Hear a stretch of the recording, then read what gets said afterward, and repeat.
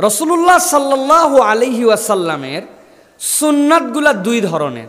একটা সুন্নাত ছিল আসার, রাসূলুল্লাহ সাল্লাল্লাহু আলাইহি ওয়াসাল্লামের নিজের প্র্যাকটিস ছিল যে নবী করিম সাল্লাল্লাহু আলাইহি ওয়াসাল্লাম নিজে এইটা করতেন, কিন্তু কাউকে বাধ্য করেন নাই।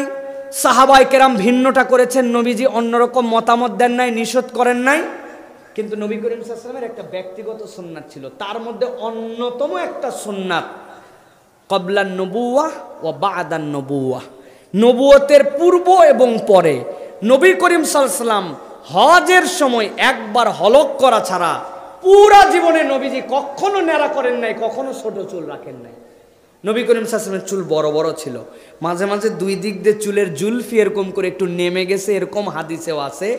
স্ত্রীগণ নবী করিম সাল্লাল্লাহু আলাইহি ওয়াসাল্লামের চুল আঁচড়ায় আটকায় দিছেন, এরকম বর্ণনাও আছে।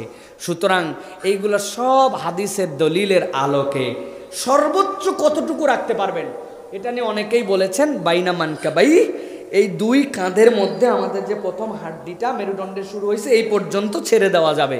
তার মানে অত দূর হতে আমার এখনো 8 আঙ্গুল লাগবে, এই পর্যন্ত তো। আর নিচে আপনি কান পর্যন্ত রাখতে পারেন। কিন্তু আমাদের দেশে একটা বাজে কথা আছে, ভাই ছোট চুল রাখেন কোনো সমস্যা নাই, কিন্তু বলে চুল রাখার সুন্নত 3টা। কি? একটা ছুটি, একটা খুঁটি, আর একটা ঝুঁটি, আর একটা মুঠি।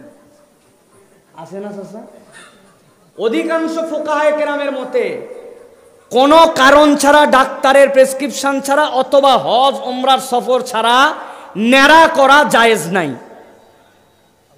যারা বলেন ন্যাড়া করা সব জায়েজ নাই, অনেকের কথা। কেউ করছেন ভিন্ন কারণে, সাহাবায়ে কেরাম ছোট চুল রেখেছেন। তবে চুল রাখার একটা নিষেধাজ্ঞা আছে, নবীজি বলছেন তোমরা কাজা করো না। কাজা মানে কি? এই পর্যন্ত চুল আছে, এদিক দিয়ে সাইসে বাদ দিছে, এদিক দিয়ে দিছে, এদিকে 3 টান, এদিকে 3 টান, নেইমার আছে না ভাই?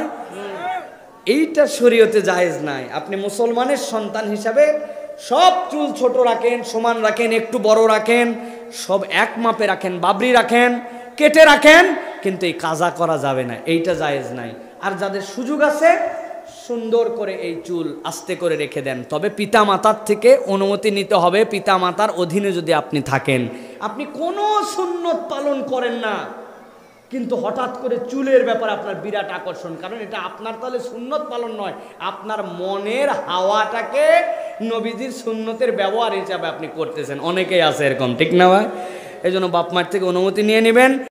চুল কাটছেন যুবক ভাইরা, তো চুল কাটার সময় মেসি আর নেইমার স্টাইল কেন? রাসূলুল্লাহ সাল্লাল্লাহু আলাইহি ওয়াসাল্লামের সুন্নত বাবরি চুল নাই, রাখা যাবে? একটা হাদিসে আছে যার চুল আছে সে যেন চুলের যত্ন নেয়। যার চুল আছে কি করে? সে যেন চুলের যত্ন নেয়। চুল চলে গেলে তো আর যত্ন নেওয়া যাবে? যাদের নাই তারা কি বাবরি রাখতে পারবে? যাদের আছে সুন্নত বাবরি রাখা যাবে না ইনশাল্লাহ? আচ্ছা, সব সময় এটা বাধ্যতামূলক নয় আপনার জন্য, কিন্তু যদি সুযোগ থাকে আপনি রাখতে পারেন। ওই সুন্নত না রেখে যদি আপনি এখন তেলাপোকা ছাট দেন তাহলে তো সমস্যা। তেলাপোকা ছাট কি? হাদিসে একটা শব্দ আছে কুজা করা। এটা মানে কি?